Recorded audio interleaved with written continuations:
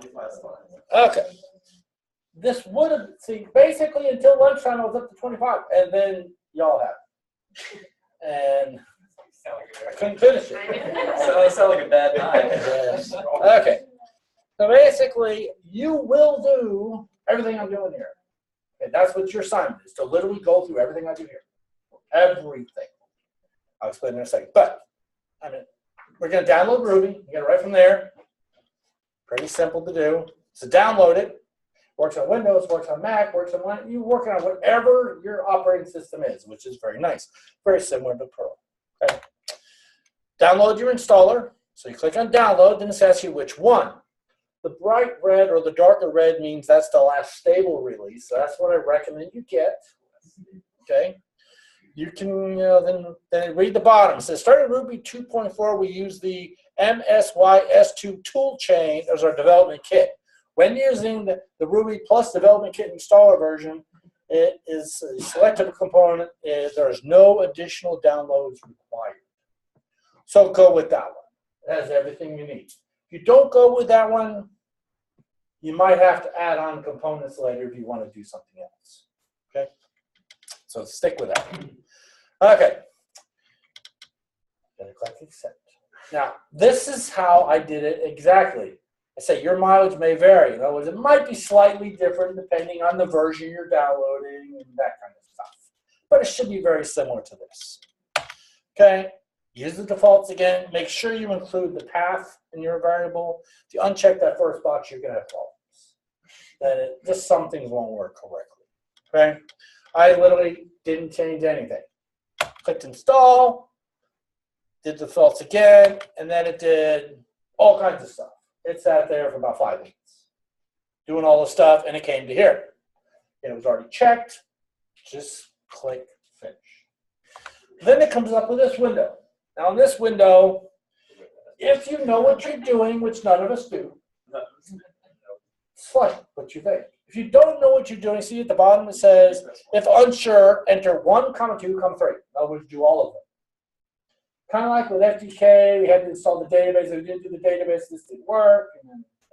So don't enter this 1, 2, 3. Do 1, 2, 3, just like I did there. Because I literally made a screenshot of everything I did. All right, hit enter, and it does all that stuff. Then it comes up to this. And again, if you're unsure what to do, press enter. So I pressed enter. I was done. Okay, that's it. Goes away. Then I ran this. I don't have to run it as administrator or anything like that. And that's the application installed, so I click that. And then you're going to get something that looks like this. Okay. I just started running through a few commands. Like here, 2 plus 6, it gives me 8. 4 times 10 gives me 40. 5 minus 12 gives me -7, so on and so forth. You should be getting the exact, what I want from you guys is proof you did this. Okay? Wait, all of the downloads and everything, or just this? Just this, that's fine. I don't need to download, but just show me you got it running. I mean, if you get to this part, you probably installed it correctly. Just copy this line. Probably. Yeah, I got that one. All right. I did some basic string manipulation here. And actually on the assignment, I said follow along, but change it so I know you did it. So maybe change Ken to Colton or Don, or whatever you call yourself. Yeah, I'll change it. I'll change it. There you go. Exactly. Nice. So maybe here you're going to change the numbers a little bit. 8 times 4 or 6 plus 2. There you go. Just so we got proof you're doing it. Okay. Now this is kind of cool. So we typed in Ken and it told me Ken. I did Ken.reverse. Now I got a neck. Kind of cool. So that's how you reverse a string in Python. Very simple. I can also use variables, my name, then I assign Ken to it. Then if you just do my name.reverse, it obviously does the same thing backwards. But I'm just showing you how to make a variable and how you can reverse it. I think that's the command you're running. Every time you hit it, it increments. Okay. Now here, I did 40. Now if I try to reverse 40, I can't because 40 is an integer. You get an error. I left the error there just so you can see it. So then what I did is 40.to_s. That's how you convert it to a string. 2 underscore s. You can also do 2 underscore I to go to integer, 2 underscore a to make it into an array. Kind of handy, there's all kinds of them. So 40.2 underscore s, this is what's called method called chaining. I know you've ever heard of that before. You're taking something and you're adding more to it. You're taking the number, then you're adding to toString, now you're adding the reverse, you're adding them all together. So it converted 40 to a string, and then it reversed it, and we got 04. And we could have converted it back to an integer at the end, and we would have got 04 instead of a string before. Okay. I created an array right here. I did nums is 15, 12, 45, 62. And if I type nums2, that will be the third element. Y'all know that because it starts with 0. 0, 1, 2. So print out 45. So it's pretty easy to access elements in an array. I typed in mynums.max, and I got the maximum number in there. Mynums.min. Can't do mynums.average. But it's kind of, we do have a lot of functionality built in. That will get you that. Why can't you do average? There's another way to do it. You just can't just do AVG. You might have. I didn't get a chance to finish this. So. Okay. Creating a poem. Once I made a guy named Roy. Shift enter, so because that's the next line. He is really cool. Then I woke up. So I printed it out. So I said print poem. It gives me my poem. Pretty simple.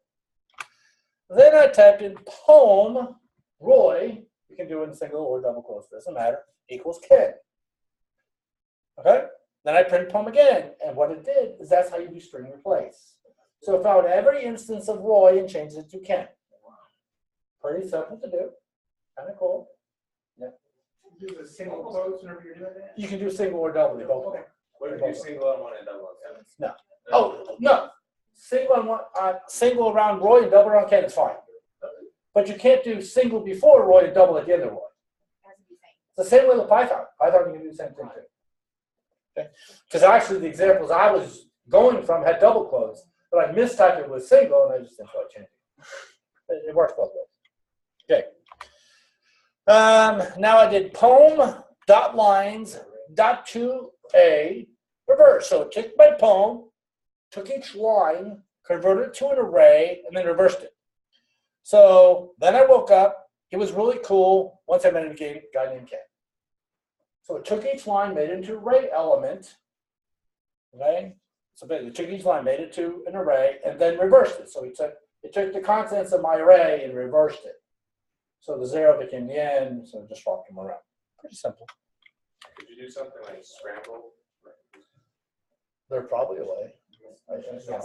Yeah. Just so you all know, I tell you up front, my experience with Ruby is about 4 hours old. 4 hours old. But I mean, it's not hard to figure out. I just looked at somebody else's examples, and it's not hard. So if we just run all these commands, you just want to screenshot all these commands? Yeah, just kind of like the screenshots I have here. Can we make them just like one? Oh, one command line.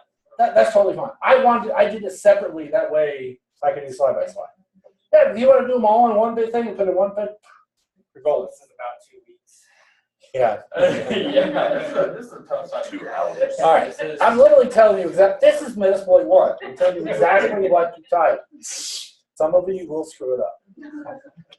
Okay, now we can use join. Okay, so I said print poem dot lines dot 2a reverse. We did that. And then the second one down, it's actually on line 3. Print poem dot lines dot 2a dot reverse dot join. So it took my poem, took the line, each line, made it into an array, reversed it, then it turned it back into a string. So it's no longer an array. Could have done the same thing with 2a. They're just showing you different ways to do things. So if you have elements in an array, just do dot join, put them all back together. Dot join it converted into a string and made it all one. Yes. String. Yep. Sure did. So if you think about it, if you had that as a string, how could you have reversed it? If you had the poem, the separate lines, how could you have made it reverse everything? You would have had to put it into an array or something to swap it all out, or so whatever. Okay. What if you did 2s the other dot join? Oh, no? What if you done 2s instead of dot It was done the exact same time. Exactly the same. So I said it could have used 2S as well. Instead of join, you could have put 2_s. All right, we also got upper and lower. See that? But the lower should be lower. See how I did that? I make it confusing. Yeah. Okay. So poem that down case instead of lower. And the job is to lower and all that. So it basically makes it lowercase. Why do I have those /ns in there? Anybody? Next line. New line, because when I typed it, I did shift enter to get the poem onto the next line. Okay. You know, upcase makes it uppercase. Pretty simple there. We also have dictionaries or hashes. Same thing like a Python dictionary. I made one here called books. And I said, books, future crimes, which I'm reading right now is an amazing book. Go get it. And it's splendid. That's the name. That's the example I saw, so I used it. Then Harry Potter, heck no.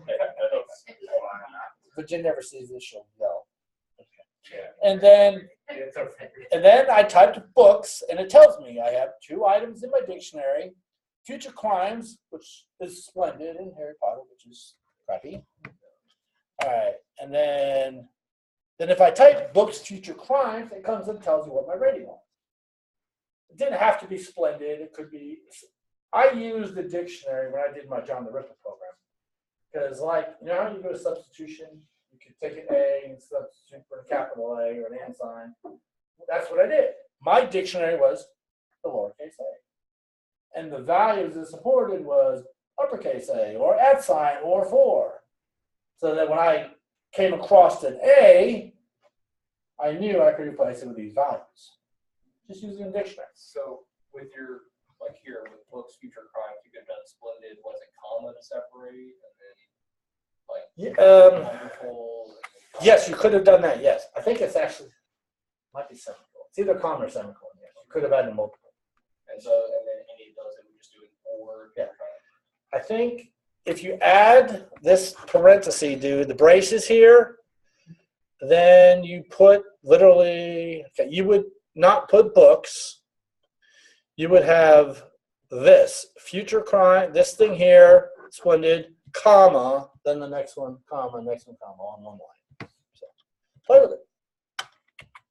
Okay, so how did I rate that? Okay, that's as far as I got today, guys. I'm sorry. I didn't have a chance to finish where I wanted to go with this. But just so you know, there will be an upcoming one at the end of this. My goal is the exploits and Metasploits itself are written in Ruby. My goal is, I was thinking I would love y'all to write an exploit, but that'll take forever. But I want to actually be able to read an exploit, look at an exploit, and find out what it does. Wouldn't that be kind of interesting? Yes. So that's where I'm going with this. So I just have a chance to finish it today. So, all right, so let me stop this, and we'll talk about the assignment. Next semester,